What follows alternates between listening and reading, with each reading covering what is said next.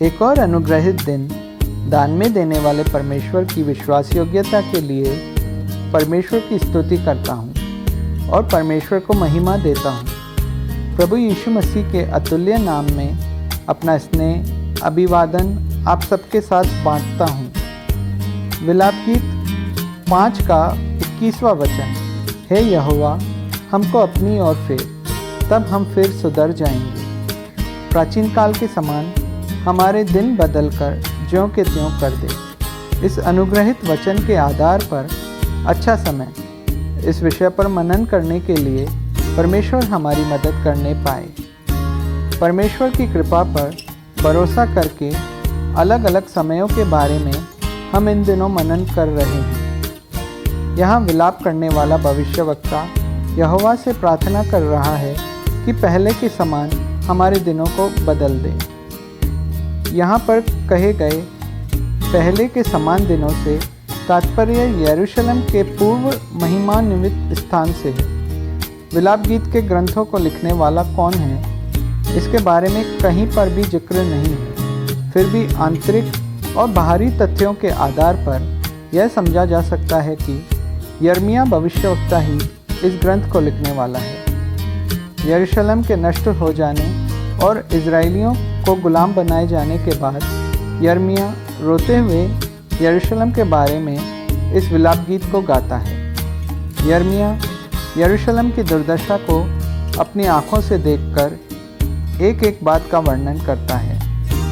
वचन के पंडित इस प्रकार मानते हैं कि यिर्मयाह यरूशलेम के नाश का केवल गवाह मात्र नहीं, बल्कि यरूशलेम से निकले हुए प्रवासी यरूशलेमियों को बेबीलोन लेकर जाने के बाद वह कुछ समय और यरूशलेम में बिताता है।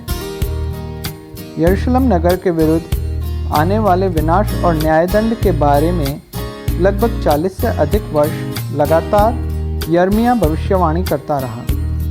जितना अधिक लौटकर वापस आने की भविष्यवाणी की गई, उतना ही अधिक परमेश्वर से दूर जाने वाले यरूशलेमियों को परमेश्वर बेबीलोन साम्राज्य के हाथ में सौंप देते हैं। भविष्यवाणी की बातों को तुच्छ मानकर यहूदा के लोगों पर दोष लगाने के लिए यिर्मयाह को अच्छा अवसर मिला था, लेकिन परमेश्वर का भविष्यवक्ता यिर्मयाह लोगों पर दोष न लगाकर यरूशलेम की दुर्दशा को देखकर दिल से विलाप करके रोता है। उसकी यह विशेषता ही उसे विलाप का भविष्यवक्ता या रोने या आंसुओं का भविष्यवक्ता बुलाए जाने का कारण है। यिर्मयाह यहाँ अपने व्यक्तिगत विषय के लिए विलाप नहीं करता। परमेश्वर ने अपने लोगों से जितना हो सकता था उतना प्रेम किया, लेकिन उन्होंने परमेश्वर को त्याग दिया। जिस प्रकार इससे परमेश्वर को दुख हुआ, उसी प्रकार यिर्मयाह का हृदय भी टूट गया। प्रियजनों, एक सवाल मैं आज आपके साथ बांटना चाहता हूँ। आज जिस विषय पर परमेश्वर दुखी होते हैं, क्या हम भी उसी विषय पर दुखी होते हैं? परमेश्वर जिस विषय पर आनंदित होते हैं, क्या हम भी उस विषय पर आनंदित होते हैं? यिर्मयाह के समान परमेश्वर के साथ हम भी सोचने पाएँ, काम करने पाएँ। परमेश्वर को क्रोधित करके हम कोई काम ना करें। जो भी हम करें वह परमेश्वर की इच्छा के अनुसार होने पाए। जब कभी भी हमारे जीवनों में आकस्मिक दुख और पीड़ा आती है, हम उसके प्रति अपनी प्रतिक्रिया हे कहकर देते हैं। यहाँ यिर्मयाह भी एक से अधिक बार हे पद का इस्तेमाल करके अपने हृदय की पीड़ा को बयान करता है। अपने लोगों का विनाश होता हुआ ना देख सकने के कारण वह मुँह के बल गिरकर परमेश्वर को दुहाई देता है।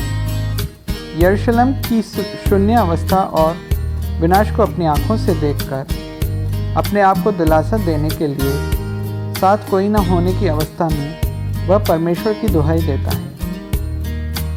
विलाप गीत 1 का 12वां वचन इस प्रकार कहता है, हे सब बटोहियों, क्या तुम्हें इस बात की भी चिंता नहीं? दृष्टि करके देखो, क्या मेरे दुख से बढ़कर कोई और पीड़ा है जो यहोवा ने अपने क्रोध के दिन मुझ पर डाल दी है। आज मुझे सुनने वाले प्रियजनों, क्या आप कुछ विशेष दुख की अवस्थाओं में से होकर गुजर रहे हैं? क्या आप इस बात से दुखी हैं कि शैतान ने इस बात को निश्चित कर दिया है कि अब कोई अच्छा समय आपके जीवन में नहीं आएगा? निश्चित रूप से एक अच्छा समय देने के लिए परमेश्वर विश्वास योग्य है। अंग्रेजी भाषा में इसे एक नयापन का दिन कहा गया है। अगर एक अच्छा समय परमेश्वर हमें देना है तो हमें पश्चाताप के साथ परमेश्वर की ओर वापस आना होगा। केवल यही परमेश्वर हमसे चाहते हैं, पश्चाताप के साथ हम परमेश्वर के पास वापस लौटें। एक दिन परमेश्वर ने अपने लोगों पर क्रोधित होकर उनसे मुंह फेर लिया, फिर भी हमेशा के लिए उन्हें नहीं छोड़ा। इस प्रकार परमेश्वर कभी भी हमारा हाथ नहीं छोड़ेंगे। पश्चाताप के साथ हम वापस लौटें। परमेश्वर ने एक अच्छा समय हमारे लिए रखा है। ऐसे एक दिन की आशा करते हुए परमेश्वर हम सबको बहुतायत से आशीषित करे। आप सभी का दिन अनुग्रहित हो।